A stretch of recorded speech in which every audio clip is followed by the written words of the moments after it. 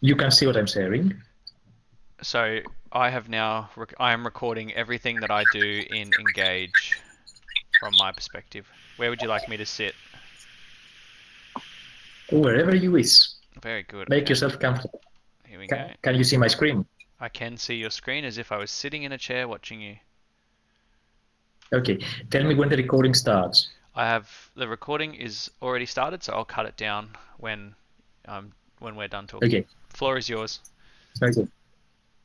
You can actually keep the recording and upload the whole video the way it is, naturally. Okay. Okay.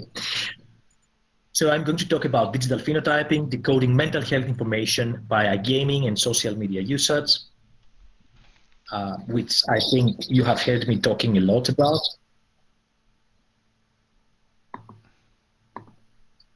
And you already know who I am. I'm Associate Professor Vassilios Stavropoulos. I'm from RMIT.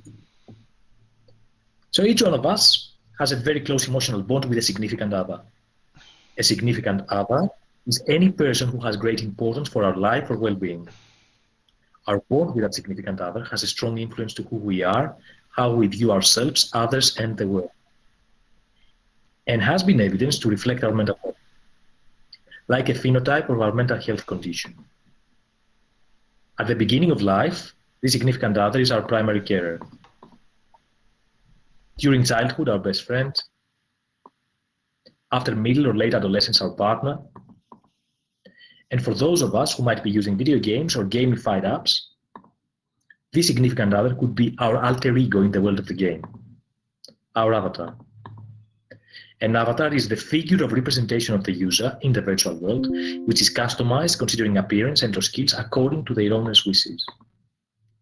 The bond between the person and their avatar has been shown to involve the following channels: identification, I am what my avatar is; immersion, my avatar's needs are experienced as my real life needs and may be often prioritized to my need to sleep or eat in cases of excessive usage; compensation, idealization, my avatar can do or can have in the virtual world things I wish I were or I had in real life, but I'm not in a position to. And of course, it's not just the user who affects the avatar via customization. After a point, the avatar can also affect the way the user thinks, feels, and behaves by a phenomenon that we have defined as Proteus effect. And during the COVID isolation period, the user-avatar bond was also evidenced to provide relief from behaviors from anxiety and depression that some experienced. Interestingly, the intensity of the bond is supported to vary based on one's age. Younger users have been shown to be stronger connected to their avatars, and the time one has been engaging with their persona online. So the more I'm engaged with it, the more immersed, the stronger the bond. Therefore, an avatar has been suggested to convey information potentially about how some users are in their real lives. This is supported at the dawn of the metaverse era, where applications employing avatars proliferate, especially after the introduction of gamification to social media and even Zoom and Microsoft Teams. Indicatively, only the application Zepeto, which renders users' photos into animated avatars, has exceeded 150 million users. Could this be a unique opportunity to promote easy, large-scale, and cost-effective assessment via decoding the mental health information embedded within the user-avatar bond? Can the user-avatar bond tell us who is at risk for depression, anxiety, disordered gaming, or may have higher chances of presenting with Proteus effect, meaning being more influenced by their avatar and their real-life thoughts, feelings, and behaviors, which is what we aim actually to achieve with gamified VR health apps called serious games, and to avoid in cases of violent games? And if yes, can we train algorithms to give us automatically these responses? To address these aims, we received institutional ethics approval, as well as approvals from the Department of Education and Training of the State of Victoria and the Melbourne Archdiocese of Catholic Schools to longitudinally assess over 500 adolescent and adult gamers 4 times every 6 months. And I'm going to present you the findings from the first 2 waves. They address valid and reliable measures regarding their avatar identification, immersion, and compensation, Proteus effect tendencies, gaming disorder, depressive and anxious behaviors, while they carried a wearable actigraphy tracker for 7 days. We pre-processed their data via 4 different learning recipes, addressing risks for depression, anxiety, and disordered gaming, as well as their propensity for Proteus effect as outcomes, and included as predictors one's age, years of engaging with their avatar, reported identification, immersion, and compensation, whilst also cross-validated and bootstrapped our training sample to tune our algorithms. I should highlight that all predictors were used at time point 1 in our recipe, and all outcomes were used at time point 2, 6 months later.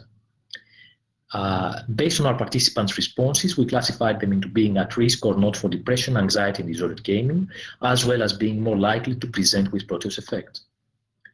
Considering moderate depression, 274 participants were below the threshold and 19 above at wave 2. Considering anxiety, 272 below, 21 above. Considering gaming disorder risk, 235 below and 58 above. And considering higher propensity for Proteus effect, 249 below and 44 above. Our data was imbalanced across all outcomes. Thus, we used small-t, which stands for synthetic minority oversampling technique, to make our classes close to equal, considering all our outcome variables before training our AIs. Considering our analysis timeline, we first modeled the data, we split the data into training and testing, we prepared and baked the predicting recipe, we defined the models and workflows, we trained the workflows initially in their default versions, we tuned the workflows afterwards, considering their hyperparameters, and we tested them on the testing data in their improved tuned versions. Classifiers employed random forests, least absolute shrinkage selection operator, naive bias, logistic regression, XGB boost, support vector machine kernel, and k-nearest neighbors. These were all compared with the null model, and our findings suggest that knowing how old one is, how long they have been engaging with their avatar for, how much they identify, immerse, and compensate by their avatar, can excellently train random forests to predict if one is more likely to present with depression, anxiety, disordered gaming, Proteus effect, meaning being more likely to behave like their avatars in their real lives, 6 months later.